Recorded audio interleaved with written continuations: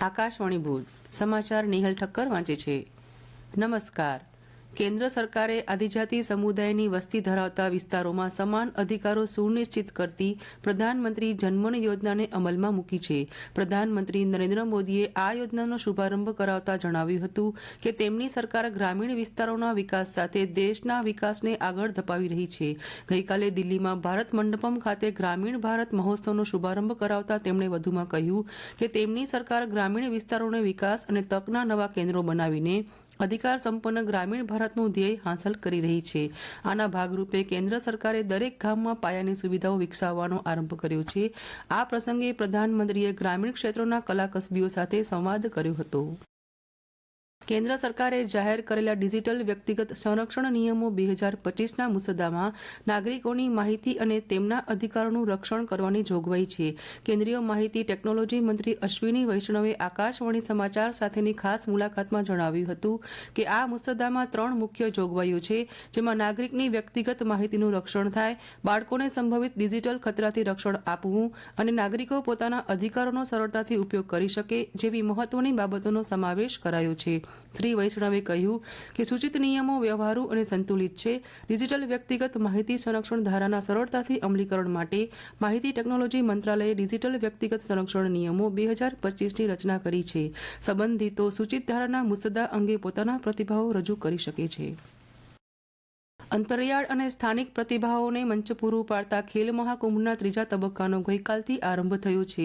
રાજકોટ ખાતેથી ખેલ મહાકુંભનો આરંભ કરાવતા મુખ્યમંત્રીએ કહ્યું હતું કે ખેલ મહાકુંભે અનેક રમતવીરોને આંતરરાષ્ટ્રીય, રાષ્ટ્રીય અને રાજ્ય સ્તરે પોતાની પ્રતિભા પ્રદર્શિત કરવાનો અવસર પ્રદાન કર્યો છે। તેમણે કહ્યું હતું કે રમતગમતને પ્રોત્સાહન આપવા માટે રાજ્ય સરકાર કટિબદ્ધ છે।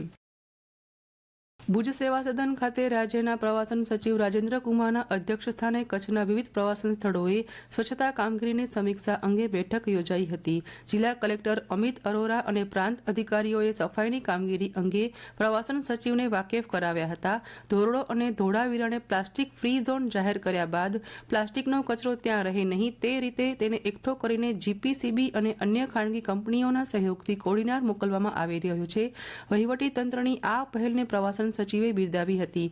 તેમણે જણાવ્યું કે પ્રવાસન સ્થળોને સ્વચ્છ રાખવા માટે ખાનગી કોન્ટ્રાક્ટ એજન્સીઓ, જિલ્લા વહીવટી તંત્રના વિભાગો, વિવિધ ખાનગી કંપનીઓએ સફાઈ બાબતે સુંદર કામગીરી કરી છે।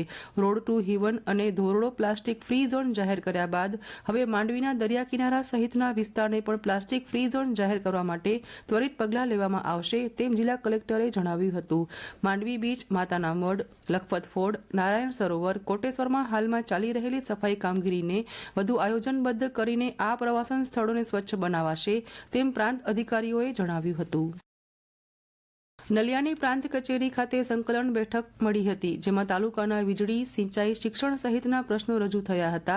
પ્રાંત અધિકારી કે.જે. વાઘેલાના અધ્યક્ષસ્થાને મળેલી બેઠકમાં ધારાસભ્ય પ્રદ્યુમનસિંહ જાડેજાએ બંધ ફીડર, પીએમ સૂર્યગ્રહનું અમલીકરણ કરવા, લાઇટ બંધ થવાના કિસ્સામાં ઝડપી નિરાકરણ કરવા, જખૌની કુમાર કન્યા શાળા અને હાઈસ્કૂલના મકાન સહિતના પ્રશ્નો રજૂ કર્યા હતા।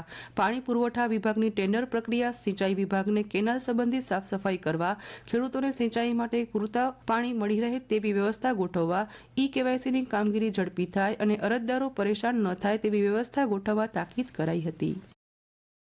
શિયાળાની શરૂઆતથી જ રાજ્યમાં સર્વાધિક શીત મથક રહેલા નલિયામાં લઘુત્તમ પારો ગગડતા કાતિલ ઠંડીનો લોકોને સામનો કરવો પડ્યો હતો। ગઈકાલે નલિયામાં લઘુત્તમ ઉષ્ણતામાન 9 ડિગ્રી નોંધાયું હતું, જ્યારે મહત્તમ તાપમાન 27 ડિગ્રી રહ્યું હતું। કચ્છમાં ઠંડીમાં બીજા ક્રમે રહેલા ભુજમાં લઘુત્તમ 13.4 ડિગ્રી, જ્યારે કંડલા એરપોર્ટ મથકે 15.5 ડિગ્રી લઘુત્તમ તાપમાન નોંધાયું હતું। કંડલા બંદરે 16.2 ડિગ્રી સાથે ઠંડીની અસર ઓછી વર્તાઈ હતી। જિલ્લામાં 2 દિવસ બાદ રાત્રિનું તાપમાન 2 થી 3 ડિગ્રી ઘટવાની સાથે ફરી ઠંડીનું જોર વધશે તેમ હવામાન વિભાગ દ્વારા જણાવાયું હતું। ભુજમાં જિલ્લા ભાજપ કાર્યાલયમાં ગઈકાલે શનિવારે જિલ્લા ભાજપ પ્રમુખના દાવેદારોના ફોર્મ ભરવા અને સ્વીકારવાની પ્રક્રિયા થઈ હતી, જેમાં 11 કાર્યકરોએ દાવેદારી રજૂ કરી હતી। ત્યારબાદ પૂર્વ મંત્રી આઈ.કે. જાડેજા ઉપરાંત સ્થાનિક ધારાસભ્યની સંકલન બેઠક મળી હતી। તો આ સાથે સમાચાર પૂરા થયા। નમસ્કાર।